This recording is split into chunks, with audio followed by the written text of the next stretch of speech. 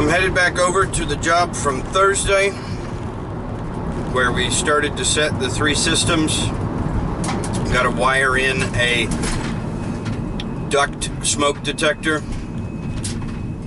for the 7.5 ton package unit.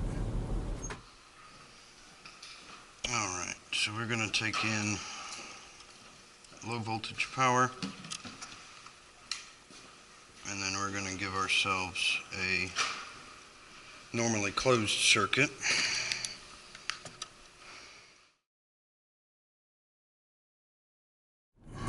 Turn left on Wild Dunes Drive. I don't think I'm going to go that way. I'm going to ignore you. So today might end up being a bit of a slow news day again. Turn left on Wild Dunes Drive. Ignoring you. I think I'm going to have to change your volume, dear. You're much too Turn right on South Ball assertive in your volume level. Headed over to the system where the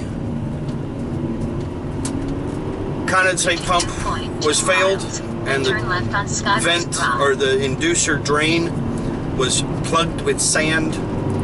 Gonna go put a new condensate pump in it. Not terribly exciting stuff. I just wanted to warn you that it's not terribly exciting stuff. That's what we've got so far, and I guess I'll check in if something exciting happens.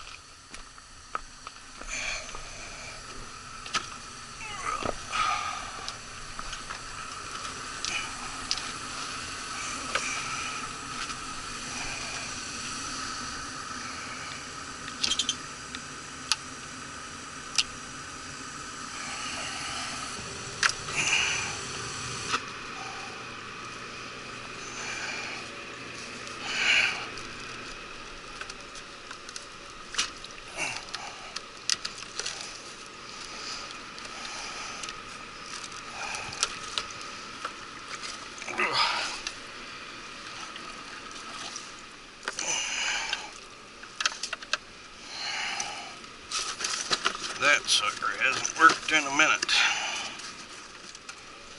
Make sure we remove the tab and then see how we can get this sucker back in.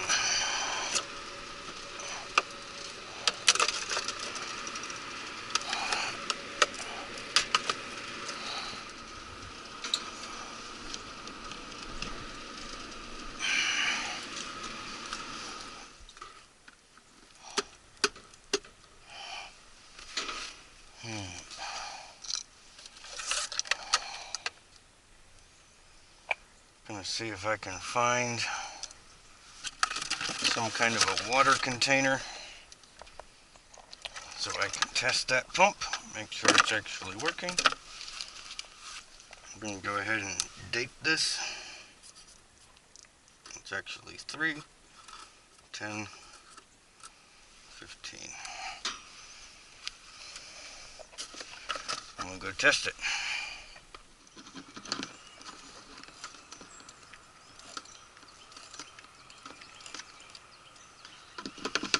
Of course, we have no water.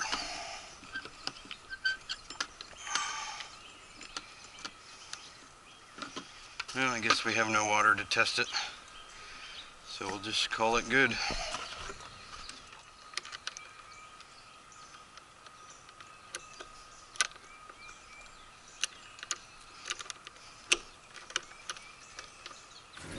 The next leg of my trip is 61 miles. 2.8 miles. Then turn right going from North Raleigh to Fayetteville. And my GPS says it'll take an hour and 15 minutes. It is currently 9:34. So unless I have some great conversation piece between here and there, I'll check in when I get there. give you actual drive time. Alright, it is 11 o'clock, so it took about an hour and a half. I guess we'll check in and see what we're getting into next. We've got our first cooling maintenance for 2015. It's a finance office over here in Fayetteville. I guess single system Trane equipment. So we'll see what we have when we get there. Alright, so we are up here on the roof with the condenser. And then we've got our furnace inside. I'll show you that here in a minute. Gonna go get my wireless pressure probe set up for the refrigerant check. Right now I've got the heat running to give myself a little bit of a load on the inside.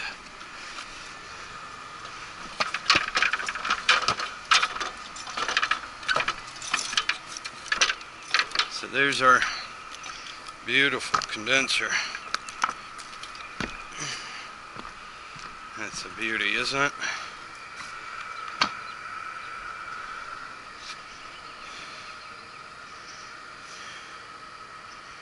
Currently, we are, hold on, forgot to remap my probes. Supply air at 112. Return air at 74.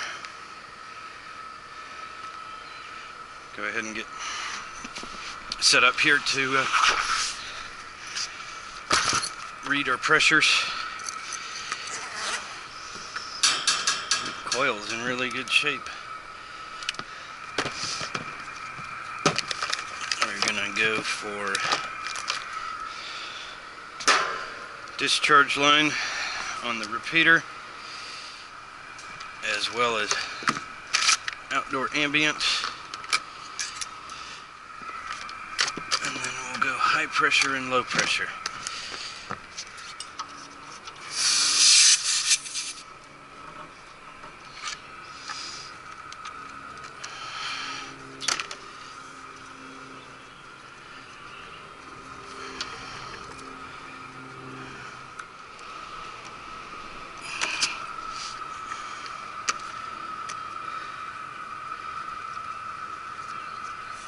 Superheat off of the suction line.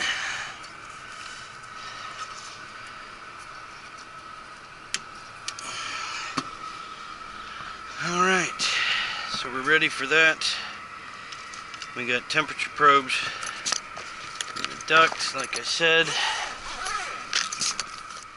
I'm gonna go check capacitors and stuff. Before we get there, I'm gonna throw my model numbers in and get my report ready. This capacitor was replaced September 17th, so we should be fine. And we've got a 15 microfarad reading 15.3, so we're good. I haven't done a voltage check on these units in a while, so I'm trying to find the best place to find volts and amps once we get fired up here. I'm gonna grab a piece of tape.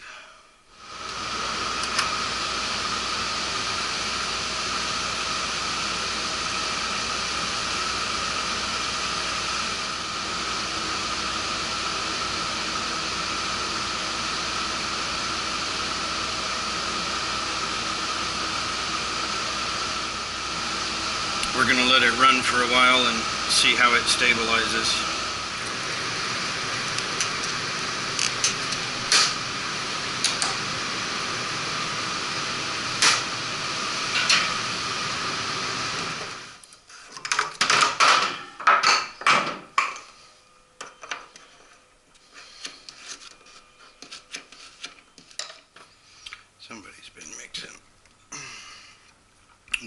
primer, which is fine. I was expecting purple though.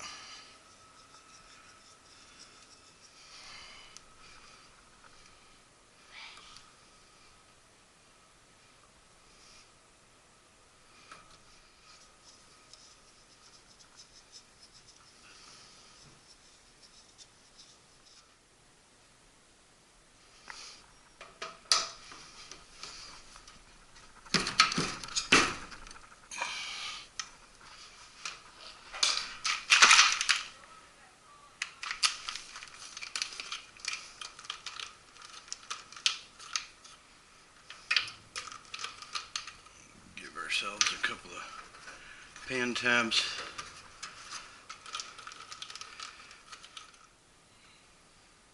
That's probably going to make a mess.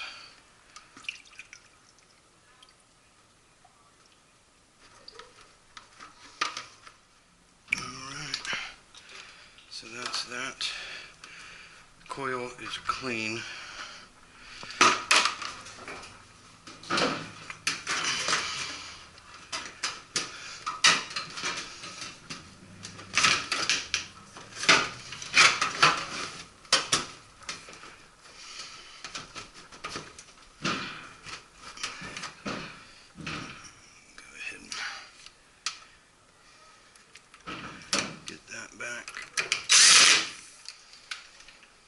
There we go.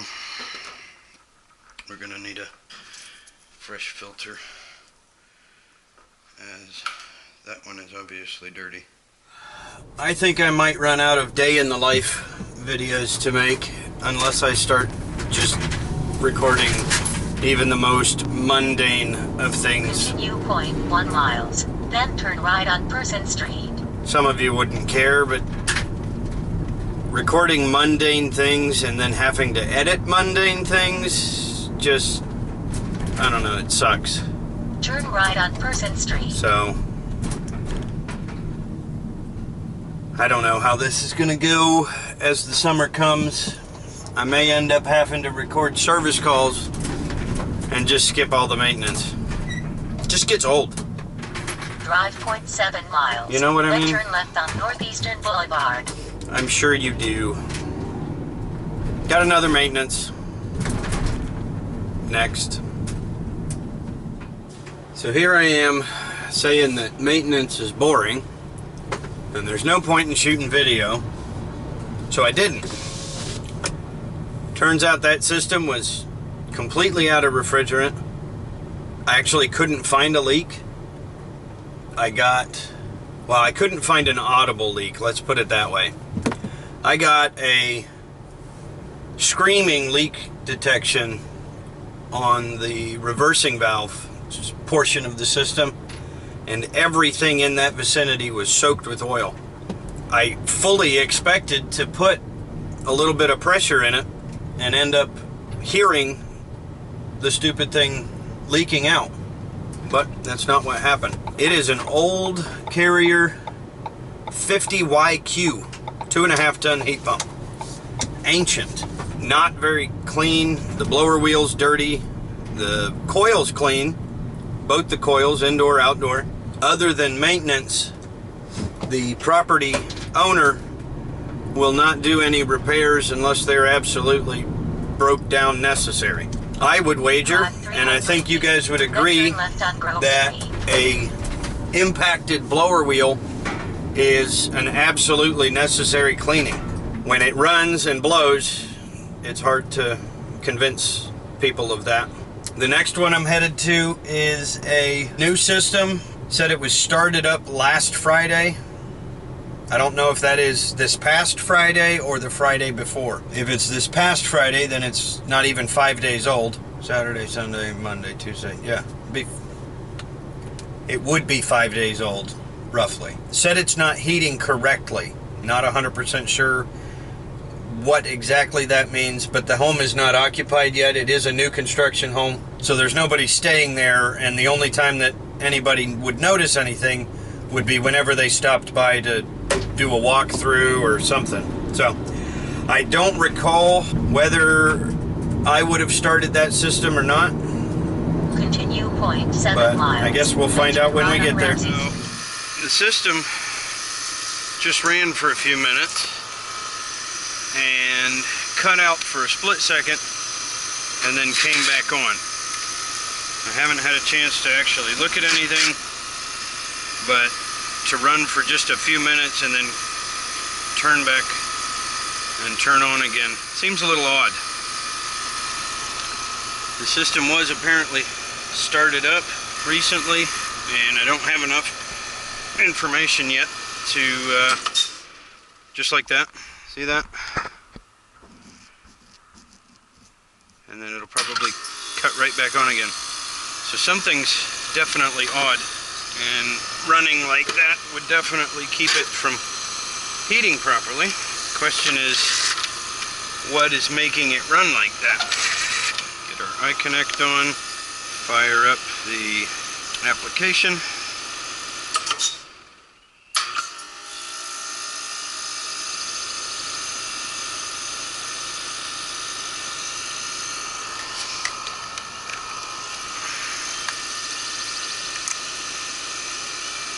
The refrigerant line is pretty short, so I'm actually suspecting that that may be part of it as to why it's doing what it's doing.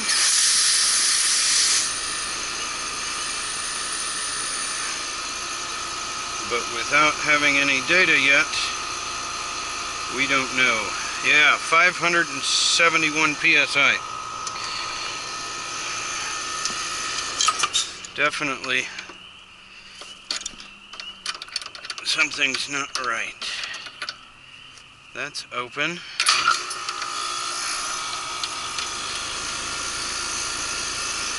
So I guess what I'm going to start with is dumping some refrigerant.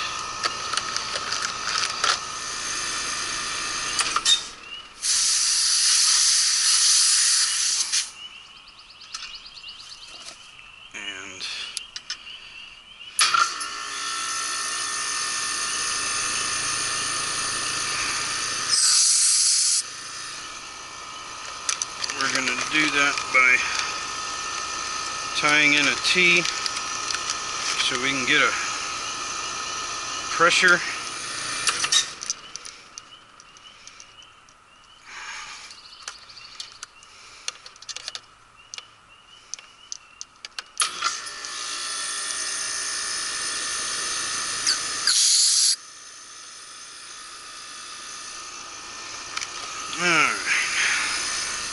I'm not going to worry about superheat and subcool yet. We're going to go ahead and get the recovery tank out. Okay, so we got a pound out of it, and we're running 571 psi. We're going to take another pound. So there's 2 pounds out of it.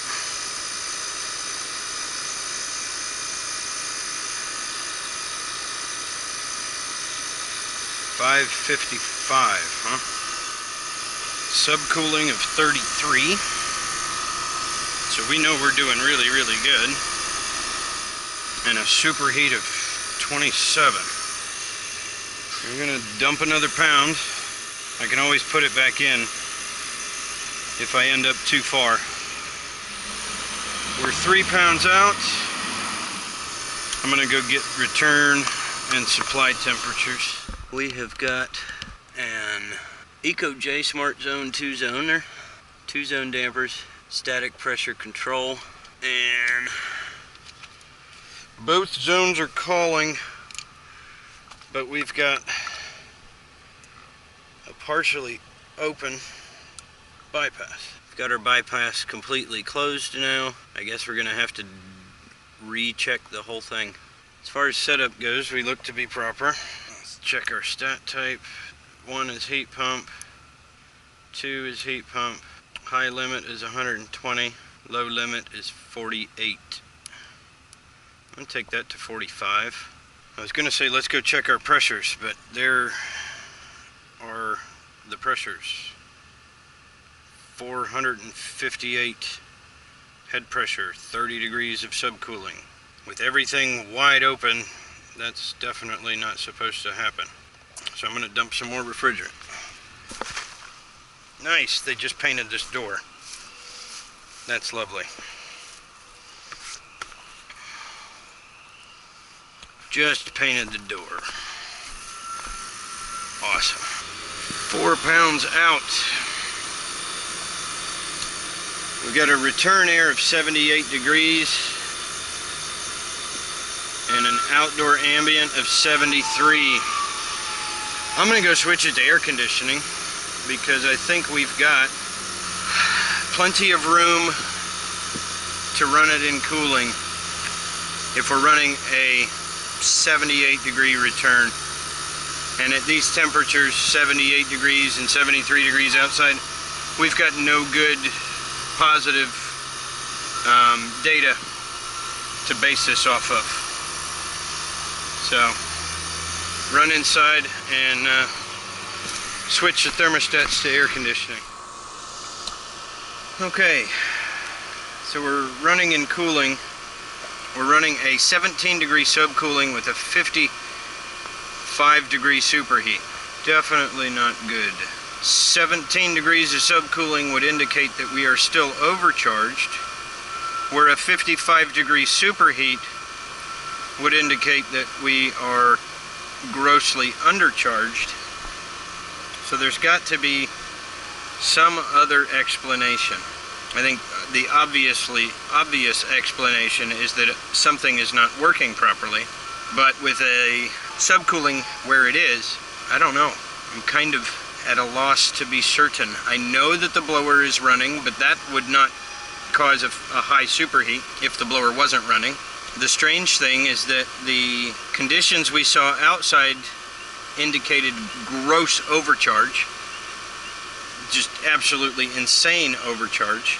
And if not overcharge, it could be a TXV function on the exterior.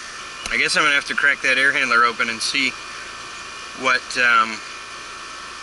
that sensing bulb on the TXV looks like.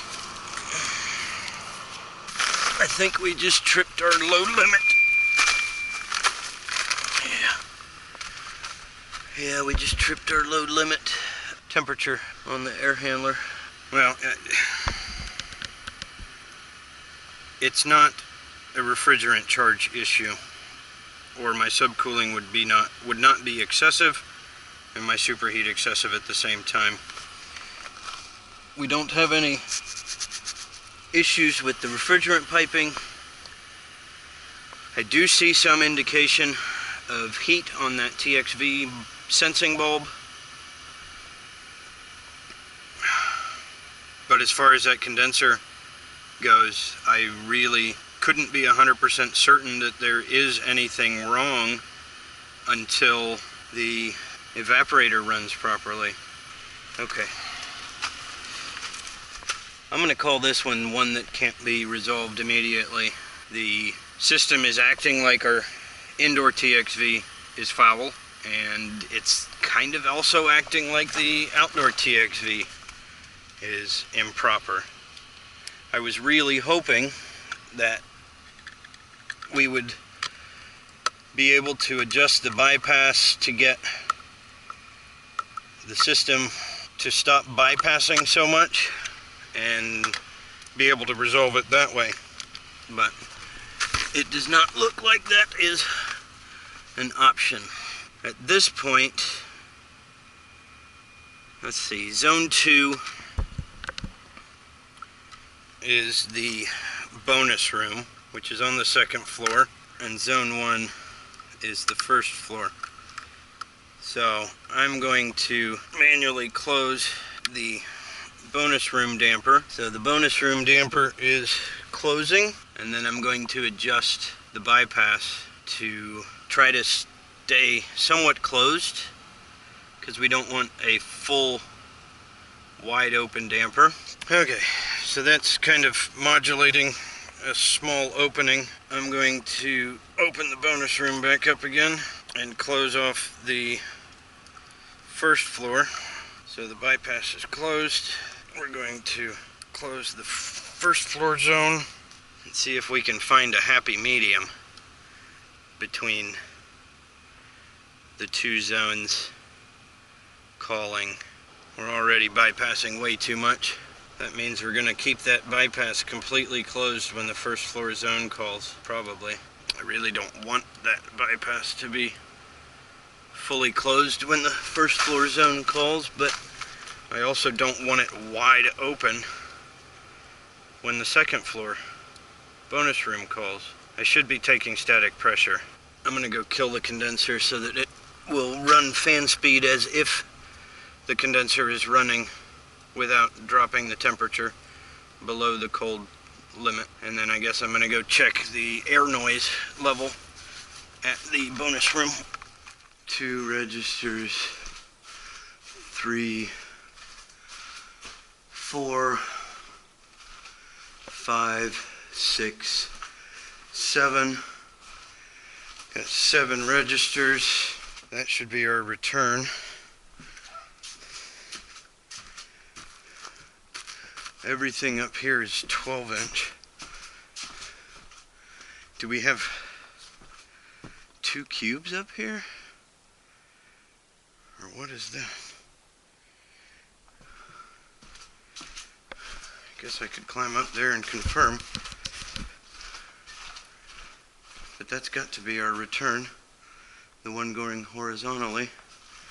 And then there must be 2 supply ducts that feed the distribution up here.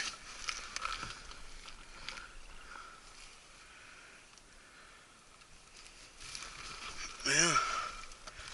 Unless there's another way. No, there's 2 supply trunks.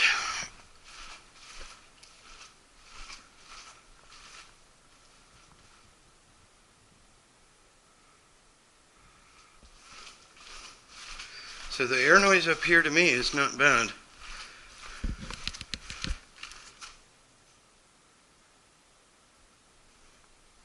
Not bad yet. We got nothing downstairs, so that damper is close. So if the air noise isn't too bad, we could actually go a little farther before we worry too much, at least for that bonus room. To me, I would say that we're about half open on that bypass damper. So we could go a little more. That's a little too far because we're fully closed. That's pretty amazing. Just a little twitch of the knob made a massive difference between half open, completely closed. Okay, so I'm feeling confident that our bonus room is fine. So I'm gonna go back to zone 1 where we are and see what zone 1 does with zone 2 closed. Okay, kind of what I expected, to where we would completely close the bypass when first floor was wide open and second floor was closed. Or did I do that wrong? Yeah, I did. I'm good at this. Okay, so bonus room is closing. Bonus room is almost closed. Bonus room is closed. First floor is wide open and bypass is completely closed. I'm gonna leave it like it is and see what our air noise downstairs sounds like. And I really should just open that back door so I don't have to keep walking around the front. We've definitely got a little more than silent. I think most of our noise is coming from the dang return.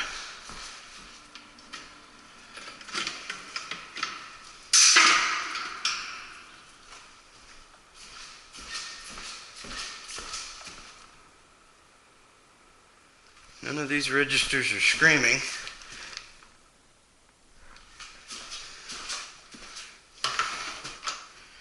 That's just a closet. I'm generally satisfied with that. Our only issue to remain is the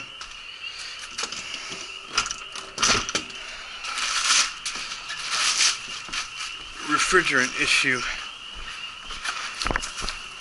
which seems to me to be expansion valves. It's very strange to me that both expansion valves would be trashed, but that's where I'm at on this one. I'm gonna pop this back open to full bore, get both zones calling again, and bonus room is opening up. It's almost like this one could stand to have no bypass. Joe Shearer would have designed it on purpose, and we seem to have basically got there by accident. Of course, like I said, I should be checking static, but at this point the system's not running right anyway, so I'm just trying to get a happy medium or average that will allow us to get operation in the ballpark for now. I'm going to fire the air conditioner back up and see what the system does now that I'm happy with the bypass and the zoning performance.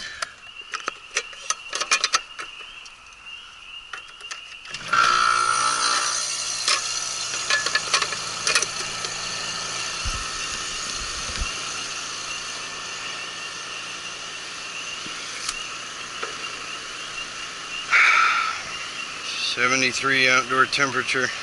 I wonder if our subcooling is just elevated because the expansion valve is not functioning properly.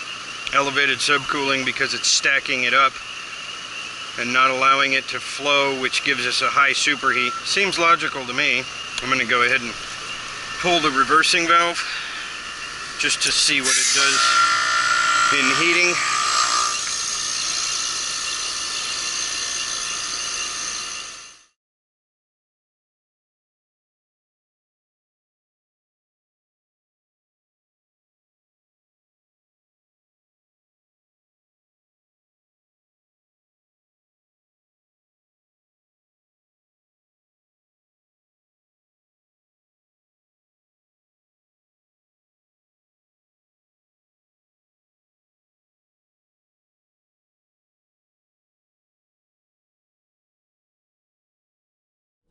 Well, sorry we got interrupted.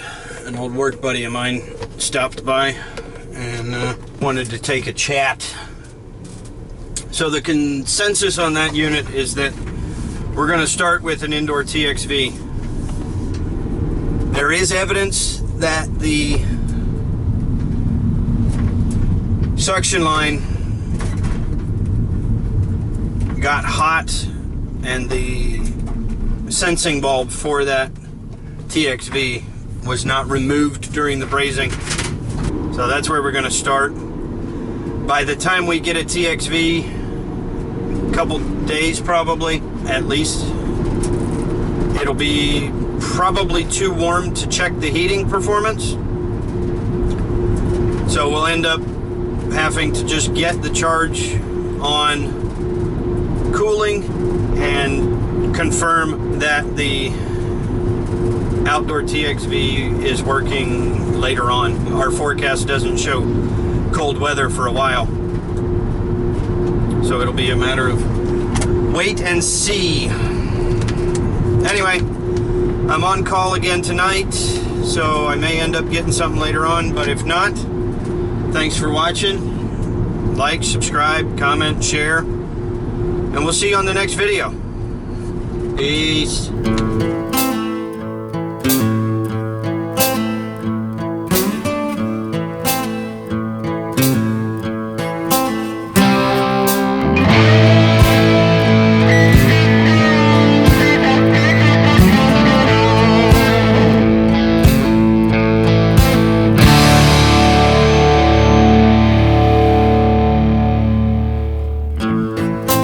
Blind man, I see you walking through this cold, cold night. Blind man, your heart is heavy. You got troubles on